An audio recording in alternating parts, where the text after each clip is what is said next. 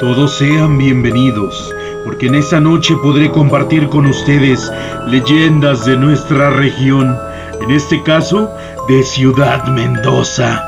Algunos de ustedes habrán escuchado hablar de la fábrica textilera, hoy en día conocida como la Ex-Fábrica. Pues bien, en esta noche les contaré las leyendas de la Fábrica de Sustos.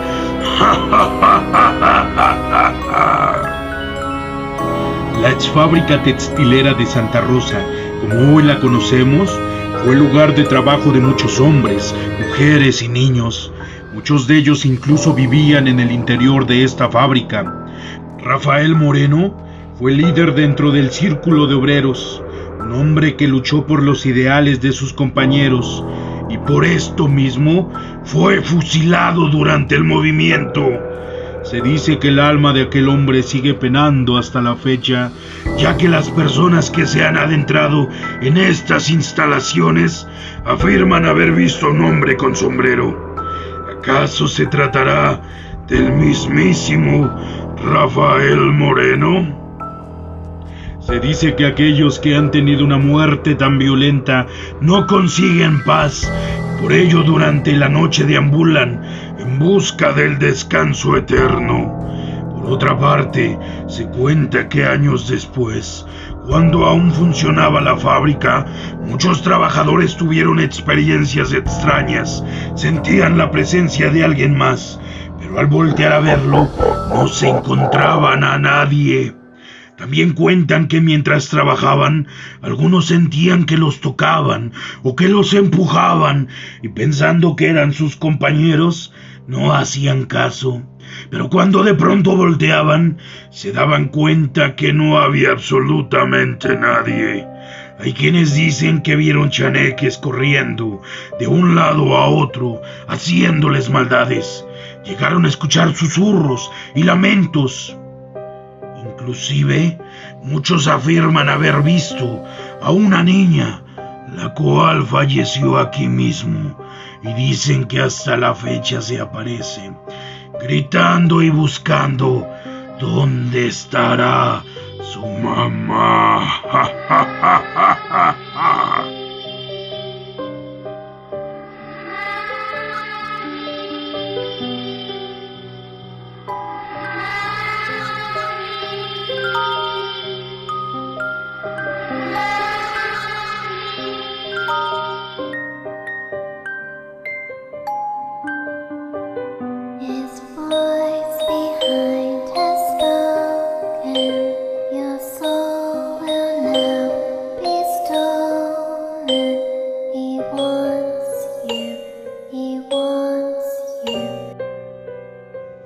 La leyenda de los nahuales son personas humanas que se pueden convertir en animales, los cuales, cuando se transforman durante la noche, pueden llevarse animales, incluso a las mujeres. Pues bien, les contaré acerca de la leyenda del nahual de la laguna de Nogales. Esta leyenda, situada muy cerca de aquí, con el municipio colindante de Nogales, nos cuenta que en el cerro de los Totipac vivía una persona adulta, un viejito, a la cual la gente le decía que era un brujo, un chamán, un hechicero, porque tenía la habilidad de poder convertirse en un animal. Hoy en día sabemos que a esas personas se les llaman nahuales. La leyenda empieza a ser conocida con la construcción ferroviaria. Acercándose, se topan con la laguna. En ese momento el Señor les empieza a decir a los trabajadores que se vayan, que se alejen, que dejen el lugar, que no lo destruyan, que no le hagan daño, que no lo arruinen. Pero los trabajadores no le hacían caso a la persona adulta. Empiezan a pasar unos días y les empieza a aventar piedras, palos, ramas, todo con tal de que se vayan. Pero los trabajadores no darían marcha atrás. Hasta que después de 3 días y de recibir la orden del patrón de seguir construyendo las vías del tren, pasara lo que pasara, en una bonita tarde, De entre el monte y los bejucos sale un animal al cual los trabajadores describen de 3 metros de alto, con el cuerpo de un buey, con la cara de un burro, con patas de caballo, con cola de perro, con brazos humanos y garras. En ese momento los trabajadores quedaron aterrados por lo que estaban viendo, hasta que de pronto el animal les habla y les grita que se larguen, que ya les había advertido que se fueron. En ese momento los trabajadores aterrados huyen, se van y renuncian y dejan la construcción. Tiempo después regresan trabajadores, pero esta vez aterrados por lo que estaba en el cerro, deciden rodear la laguna. Gracias a eso, los nogalenses empezaron a ver al nahual más seguido, como el guardián de la laguna. Pero ten cuidado, porque hasta la fecha hay personas que afirman haber visto bajar al nahual de ese cerro, ya sea en forma de un perro negro grande con ojos rojos, o de un caballo a galope por toda la calzada, hasta pasar por toda la vía y llegar al rincón de las doncellas.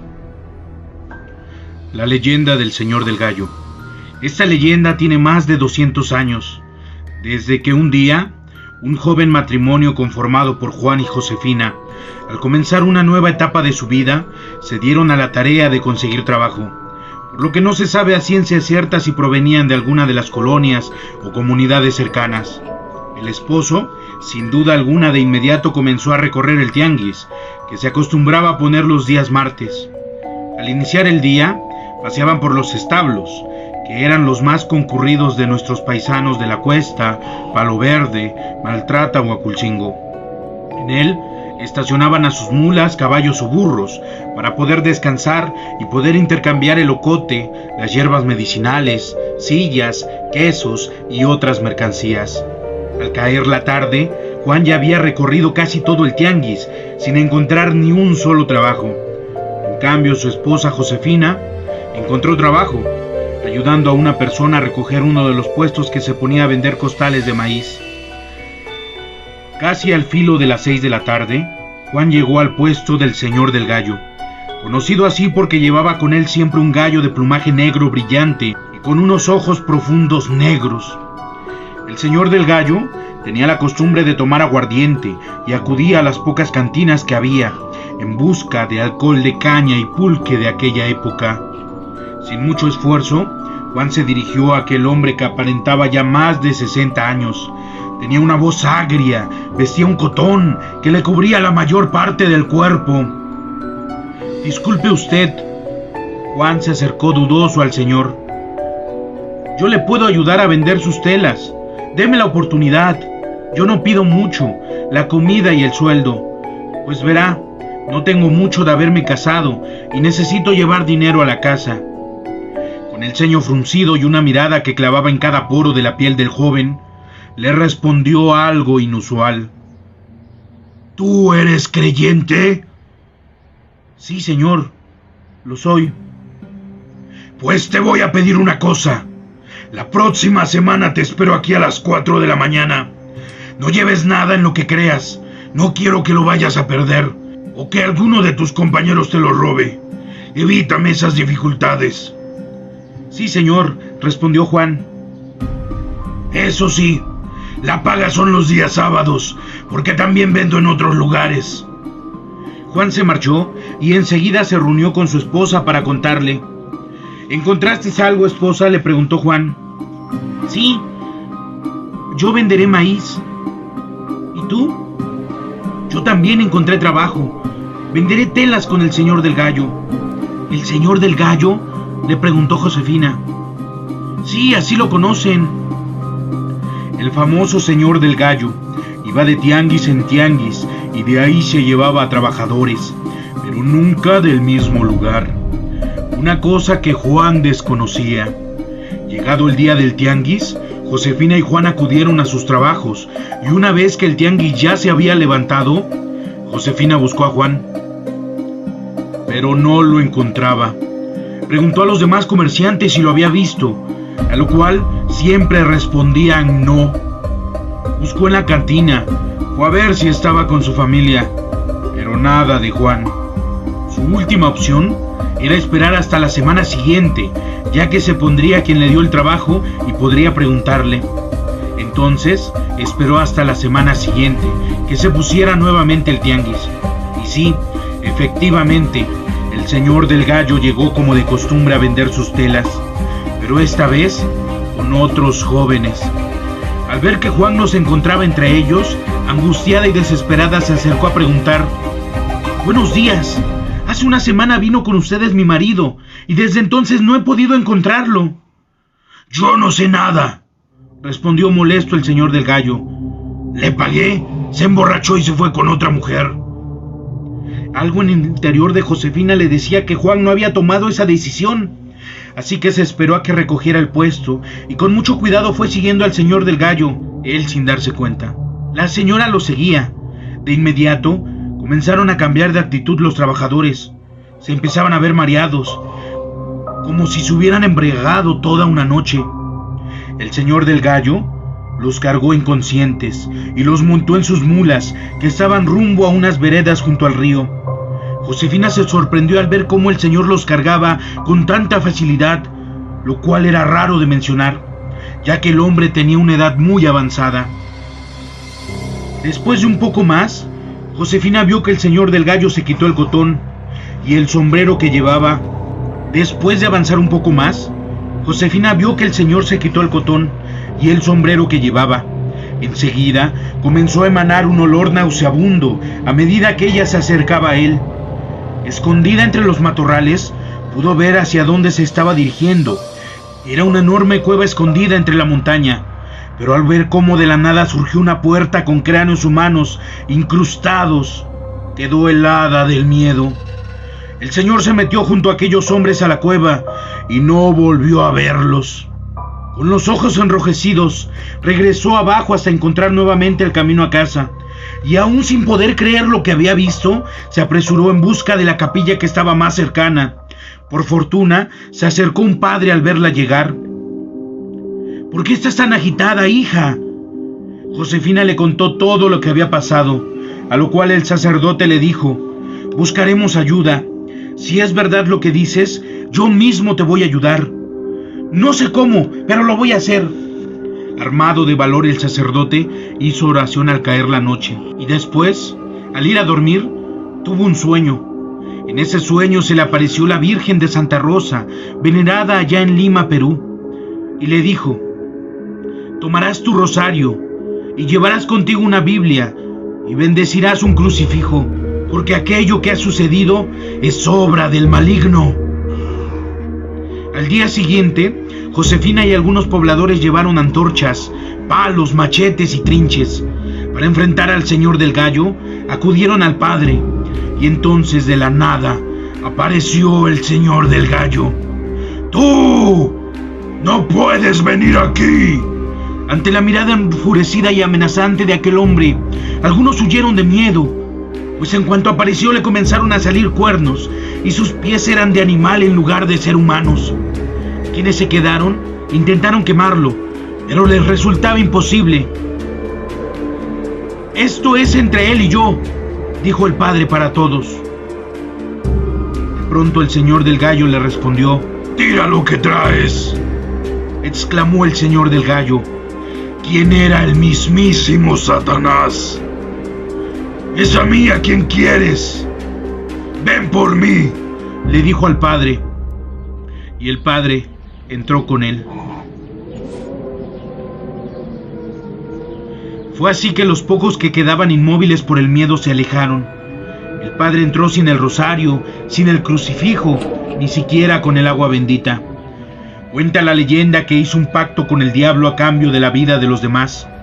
También se cuenta que después de haber visto entrar al padre, la cueva quedó al descubierto. Estaba llena de cráneos, y entre ellos 2 hombres vivos, de los cuales uno era Juan y otro que se encontraba en estado de desnutrición completa, prácticamente un cadáver encadenado. Quizá sea por aquella tragedia que hasta la fecha se escuchan los gritos por la noche que vienen desde la cueva. De Juan y Josefina no se volvió a saber nada. Solo quedó esta historia que dio origen a lo que hoy conocemos como la Cueva del Diablo. Dicen que el puñal que tiene en la pata el gallo del emblema de la fábrica de Cibesa representa el valor del pueblo, pues esa empresa vendía telas de aquel pueblo que fue llamado así, Santa Rosa, por la Virgen que ayudó al padre a luchar contra el demonio, y de Lima, en honor al padre que provenía de Lima, Perú.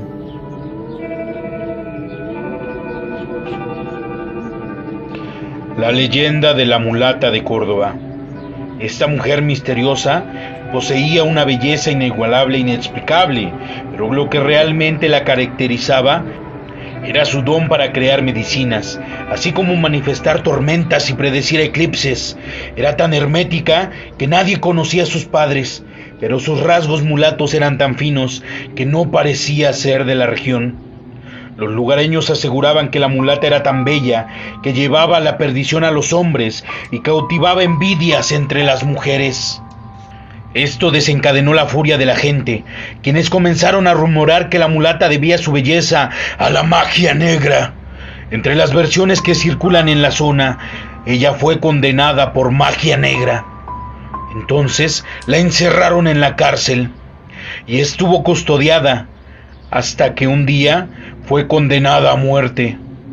La mulata, sabiendo de que iba a ser asesinada a la mañana siguiente, le pidió al carcelero, el cual estaba cautivado por su belleza, que le regalara un tizón, un pedazo de tiza negra o un carbón. El carcelero, sabiendo que la mulata sería condenada a muerte a la mañana siguiente, le concedió su capricho y éste le dio un pedazo de carbón. A la mañana siguiente, cuando fueron para matar a la mulata, se dieron cuenta que no estaba en su cárcel, pero en la pared había un barco grande en tiza negra, en el cual estaba navegando. Todos empezaron a buscar a la mulata, pero nadie la encontraba, hasta que tiempo después se dieron cuenta que en el barco dibujado en la pared se encontraba una mujer vestida igual a la mulata, hasta que de la nada, de pronto, ante todos los ojos de los carceleros, el barco empezó a navegar hasta poder perderse. Esta es la leyenda de la mulata. La leyenda de la mujer de blanco. Se cuenta que hace muchos años, una joven y sus hermanas vivían en la colonia Hogar, justo atrás de la Cruz Roja, más o menos por donde estamos pasando. Ellas presenciaron cosas muy extrañas y muchas veces cuentan que cuando iban al Cine Juárez, el único paso que había para cruzar el canal era dar vuelta por el filtro, pues no existían los otros puentes con los que contamos hoy en día.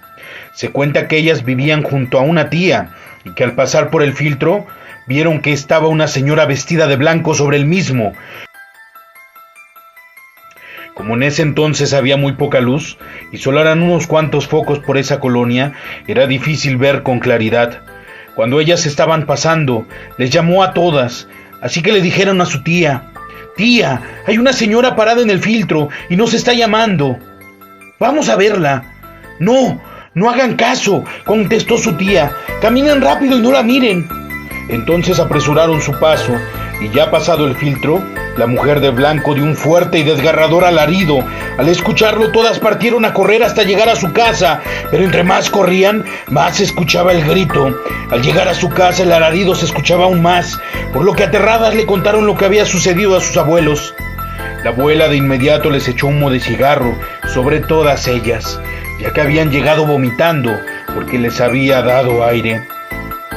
Dicen que tal fue la impresión que les quedó muy grabada la imagen de aquella mujer, a quien escriben como una mujer muy alta y con un vestido blanco, como de seda que vuela en el aire. Es peculiar esta leyenda, tiene cierto parecido con la Llorona, que vaga por las noches cerca de los ríos o los lagos en busca de sus hijos. Se le han atribuido unas cientas muertes y sustos como este. A lo mejor pensaron estas pobres muchachas que ellas eran sus hijas. Así que ten cuidado, no sea que en la noche estés cerca del río y se te aparezca la mismísima Llorona.